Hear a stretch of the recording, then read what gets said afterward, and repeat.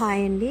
ఈరోజు మా ఇంట్లో రెసిపీ వచ్చేసి బంగాళాదుంప ఫ్రై టమాటా రసం అండి. మమ్మీ ఎలా చేస్తారో అలా చేశాను టమాటా రసం. బంగాళాదుంపలు ఒక హాఫ్ కేజీ శుభ్రంగా కడిగి పొట్టు తీసేసి కట్ చేసి పక్కన పెట్టుకున్నానండి. ఇప్పుడు ప్యాన్ పెట్టి కర్రీకి సరిపడా ఆయిల్ వేసి పచ్చిమిర్చి, ఉల్లిగడ్డ, తాలింపు గింజలు, జీలకర్ర, వెల్లిపాయ, పసుపు, కరివేపాకు వేసానండి. వేసిన తర్వాత పోపు వేగిన తర్వాత కట్ చేసుకున్నటువంటి బంగాళాదుంపలు యాడ్ చేసేసి లో ఫ్లేమ్లో కుక్ చేసుకోవాలండి, మూత పెట్టకుండా. మూత పెడితే మళ్ళీ ఇగురులా అవుతుంది.